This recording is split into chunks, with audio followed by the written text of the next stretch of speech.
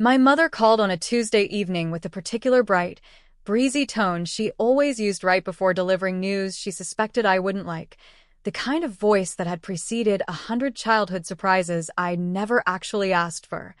The family dog she'd adopted without consulting anyone when I was 12. The summer she'd volunteered our garage for a neighborhood yard sale without telling my father until the folding tables were already set up on the driveway. I was standing at my kitchen counter chopping vegetables for dinner when the phone rang, and I remember tucking it between my shoulder and ear, only half paying attention at first, the way you do with calls from your parents when nothing seems urgent. "We sold the house," she said, like she was announcing a vacation rather than the home I'd grown up in, the split level in New Jersey my parents had owned for 31 years. The house where I'd learned to ride a bike in the driveway, and where my father had built a treehouse in the backyard that had long since rotted into something structurally unsound but that none of us had ever had the heart to tear down. "Closings in 3 weeks. We're so excited, honey. We're finally going to be near the water full-time."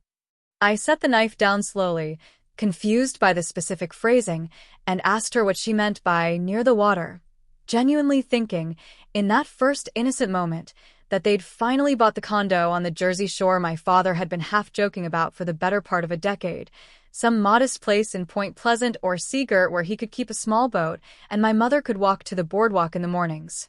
My mother laughed, a light, delighted sound that should have warned me immediately, a sound I'd learned over 34 years to associate with plans that had already fully congealed in her mind before she'd bothered informing anyone else they existed. "Well, near you, obviously. We thought we'd stay with you at the beach house for a while, get settled, figure out our next steps. It'll be so nice, all of us together, just like when you were little." I stood in my kitchen holding the phone, my free hand braced flat against the counter as though I needed the physical support, feeling the ground shift slightly beneath a plan that had apparently been fully formed and finalized without a single conversation including me in it, not even a preliminary one. Not even a "how would you feel if?" My husband, David, and I had bought our house on the Outer Banks 4 years earlier, a modest 3-bedroom cedar-shingled place 2 streets back from the water that we'd saved for across nearly a decade of careful budgeting, skipping vacations, driving cars longer than we probably should have, all so we could have something that was entirely, unambiguously ours. It was the kind of place we'd imagined filling eventually with our own kids, or at the very least with quiet weekends away from the noise of our regular lives, not with my parents indefinitely relocating into it because they decided, apparently over some dinner conversation I hadn't been part of and hadn't even known was happening, that selling their paid-off house and moving in with us sounded like a sensible retirement plan. "Mom," I said carefully, trying to keep my voice level even as something tight and anxious began coiling in my chest. "You didn't ask me about this. You can't just decide to move into our house. It's a beach house, sweetheart. You're barely there half the year anyway. There's plenty of room. Your father, and I already told the realtor we'd be out by the 15th, and we got a buyer who wants to close fast, so really, the timing works out perfectly." That was the exact moment I understood this wasn't a proposal at all, had never been framed in her mind as a proposal, something that might require my input or agreement. It was an announcement of something already set fully in motion, gears turning steadily toward a conclusion my parents had reached entirely on their own, treating my home, my actual home, the one with my name and David's name on the deed, the one we paid property taxes on and fixed the roof of ourselves 2 summers ago after a bad storm, as a resource they were simply entitled to draw on rather than a space that belonged to 2 specific people who might reasonably have opinions about who lived there, boundaries around what family meant in practice versus in theory, some basic say and decisions that would fundamentally reshape our lives. "How long have you been planning this?" I asked, and I heard something come into my own voice that surprised me, an edge I didn't usually let show with her. "Oh, it's been in the works for a while," she said breezily, as if this made it better rather than worse. "Your father's knees have been bothering him with the stairs here, and honestly the upkeep on this house has gotten to be too much for us. Your Aunt Carol's neighbor did something similar with her daughter in Florida, and it worked out beautifully, so we thought, why not?" I wanted to point out that Aunt Carol's neighbor's daughter, as far as I understood the story, had actually been consulted before her mother sold a house and packed a U-Haul, but I didn't say it, not yet, still too stunned in that moment to marshal the kind of clear, firm response I'd wish. Later, I'd had ready immediately. "Mom, I need you to slow down," I said instead. "This is a huge decision, and it affects David too, and neither of us has agreed to it." "Well, what's there to agree to, really? It's not like we're asking for the deed, sweetheart. We just need somewhere to land while we figure out our next steps. Families help each other." I got off the phone roughly 20 minutes later, having neither firmly agreed nor firmly refused, too stunned in the moment to do anything but promise I'd think about it and call her back, a phrase I'd used 100 times over the years as a kind of pressure valve, a way to end a conversation before it became a confrontation I wasn't prepared for. But I suspected, even as I said it, that my mother had already interpreted it as a yes, a suspicion that was confirmed the moment before she hung up, her voice bright and satisfied. "Wonderful.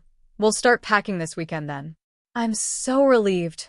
Honestly, this whole thing has been so stressful, but I knew you wouldn't want her father and me scrambling for an apartment at our age. David found me still standing in the kitchen when he got home from work 40 minutes later, the vegetables I'd been chopping abandoned on the cutting board, phone loose in my hand, staring at nothing in particular. He asked what was wrong before he'd even fully set down his bag, reading something in my face that told him this wasn't a minor thing. I relayed the conversation as best I could reconstruct it, watching his expression shift across several stages as I got through the details. Confusion first, then disbelief, then something harder and more focused settling into his features as the full shape of it became clear. The house sold. The closing date already locked in. The assumption, apparently unquestioned in my mother's mind, that our beach house, the one we used maybe 8 or 9 weekends a year ourselves and rented out for the rest of the season specifically to help cover the mortgage, was now available as an open-ended retirement solution for two people who hadn't asked, hadn't discussed terms, hadn't considered for even a moment that it wasn't theirs to simply claim. "They didn't ask you," David said slowly, setting his keys down on the counter with deliberate care, like he was trying to keep his hands busy while he processed it. "They told you." "They told me," I confirmed, and saying it out loud, plainly, for the second time that evening, made the shape of what had happened feel even more solid and undeniable than it had on the phone. We talked late into that night, sitting at the kitchen table long after the vegetables had gone soft and forgotten in their bowl, working through what our actual options were, circling the same central fact from a dozen different angles. The more we talked, the clearer it became that my parents had made a series of decisions, selling a paid-off house outright, banking on unlimited access to a property they didn't own and had never contributed a cent toward, apparently without saving nearly enough from the sale to secure any real alternative, that had all been built on the quiet, unexamined assumption that I would simply absorb whatever consequences followed, without complaint, the way I had, if I was honest with myself, absorbed most of my mother's unilateral decisions for most of my adult life. She had a genuine talent for treating her own preferences as inevitabilities, for skipping cleanly past the part where other people got a vote in matters that affected them directly, and I had spent 34 years quietly accommodating that talent rather than confronting it head-on, telling myself it was easier, telling myself it was what good daughters did. This time, sitting at that table past midnight with David, a legal pad of notes slowly filling up between us, I decided something had to be different. They arrived on a Saturday morning in late June, a rented U-Haul trailing behind my father's sedan, both of them practically giddy as they pulled into the driveway of the house they'd already begun referring to, in phone calls over the preceding weeks, as our place at the beach. I'd watched from the front window as the trailer rounded the corner onto our street, my stomach tightening in a way that had become familiar over the past 3 weeks, and I took a breath before stepping out onto the porch to meet them, David a half step behind me, his hand resting briefly on my lower back, a small, steadying gesture that told me he was ready for whatever came next. My mother stepped out of the car wearing sunglasses pushed up into her hair, arms already spread wide for a hug, entirely unprepared for what was waiting for her. She'd spent the drive down, I'd learn later, describing to my father in detail how she planned to rearrange the guest room furniture, which closet she thought would work best for her off-season clothes, a level of settled certainty that made clear she'd never once considered, even in passing, that this Saturday might unfold differently than she'd already imagined it. Because David and I hadn't spent those 3 weeks quietly resenting the situation in silence, stewing without action the way I might have handled it a few years earlier. We'd spent them making calls, methodically, working through the practical realities that would let me say what I needed to say without it dissolving into the kind of emotional argument my mother had always been better at winning than me. First to our accountant, who confirmed what we'd already suspected, that the beach house's rental income made up a meaningful, non-negotiable chunk of our annual budget, income we'd built our mortgage payments and property tax obligations around, income that simply couldn't be forfeited to accommodate 2 unplanned permanent residents without real financial consequences. Then to the property manager we'd worked with for 3 seasons, who helped us pull together documentation of what the house actually was in practical, legal terms: an income property with existing summer rental contracts, families who'd booked and paid deposits nearly a year in advance, contracts we had no ethical or legal standing to simply cancel for anyone, parents included. And finally, at David's suggestion, to a family mediator he'd found through a coworker who'd gone through something similar with his own in-laws, someone who specialized in exactly this kind of boundary crossing between adult children and aging parents, who spent an hour on a video call helping us figure out how to say, clearly and without unnecessary cruelty, the thing I had somehow never once managed to say to my mother in 34 years of being her daughter. "No, Mom, Dad," I said, standing my ground in the driveway instead of moving toward the hug my mother had already extended. "Before you start unloading, we need to talk." My mother's smile faltered slightly, some new tension in my posture registering with her even before I'd finished the sentence, a shift she wasn't used to seeing in me. "Talk about what?" "We're all moved out, sweetheart. The house closed Thursday morning. We don't exactly have anywhere else to go at this point." "I know," I said, keeping my voice as steady as I could manage. "And that's exactly the part I want to talk about, because that decision was never something David and I agreed to. You told me you were moving in here. You never once asked." My father, who'd been unusually quiet through the entire phone call 3 weeks earlier and remained quiet now, standing slightly behind my mother with his hands shoved into his jacket pockets, looked between the two of us with an expression I couldn't fully read, something that might have been guilt, or might have simply been the particular exhaustion of a 6-hour drive he was too old to be making with a trailer hitched to his sedan. "This house isn't available as a place for you to live indefinitely," I continued, forcing myself to keep going even as my mother's face began to shift into something sharper, more defensive. "It's a rental property, first and foremost. It has bookings starting next weekend that run straight through Labor Day, families who put down deposits over a year ago, people we have a legal and moral obligation to. David and I use it maybe 8 or 9 weekends a year ourselves, and the rest of the season is how we cover the mortgage on a house we worked for a decade to be able to afford. It was never going to be able to absorb 2 full-time residents, and even if it somehow could have, that's a conversation we should have had together as a family, not a decision you made unilaterally and then simply informed me was happening." "So, what are we supposed to do?" my mother said, her voice rising sharply now, the indignant reaction I'd braced myself for over the previous 3 weeks finally arriving in full. "We sold our house because you never said no when I told you the plan, Rachel. You can't just spring this on us now, with everything we own already packed into that trailer sitting behind us." "I'm not springing anything on you," I said, holding my ground even as my heart hammered against my ribs. "I told you on that exact phone call that I needed to think about it. You decided that meant yes before I ever had the chance to call you back with an actual answer. That's not a new pattern, Mom. That's the same thing you've done my entire life. And I let it happen every single time because it was easier than having this exact conversation. I'm telling you now, I'm not doing that anymore." There was a long, uncomfortable silence in that driveway, the U-Haul trailer sitting between us like a physical manifestation of the assumption none of us had properly addressed until this exact moment. A neighbor's sprinkler kicked on somewhere down the street, an absurdly ordinary sound against the weight of what was happening. My father finally spoke, quietly, surprising me more than almost anything else that morning. "She has a point, Linda. We should have asked. I told you that back in May, and you said it would be fine."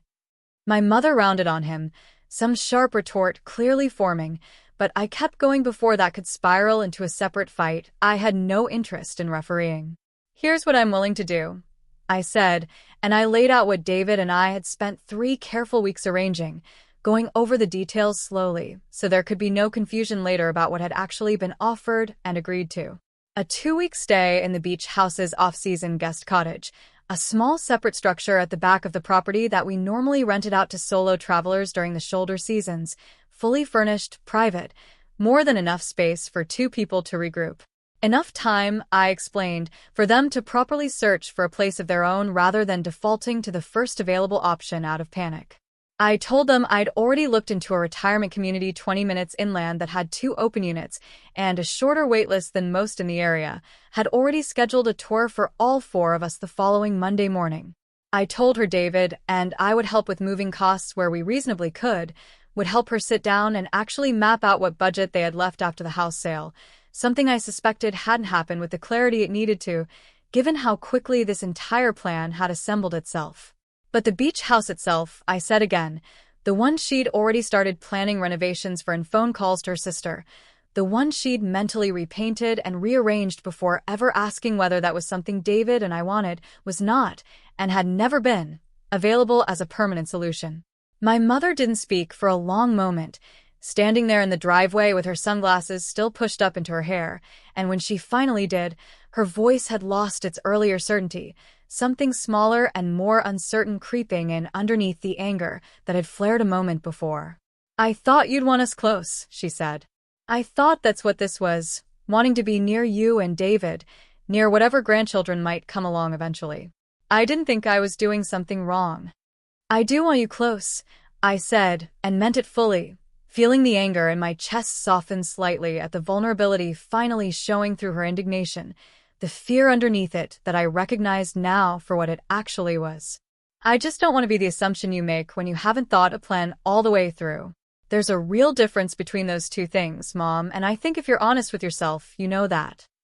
My father stepped forward then, put a hand on my mother's shoulder, and said something quiet to her that I didn't catch, and whatever it was seemed to loosen something in her posture, the fight going out of her all at once, replaced by something closer to fatigue. They stayed in the guest cottage for 11 days, not the full 2 weeks we'd offered, because the retirement community tour on Monday went better than any of us expected. A bright 2-bedroom unit with a small patio, a community garden my mother immediately started asking questions about, a dining hall she seemed genuinely charmed by despite herself.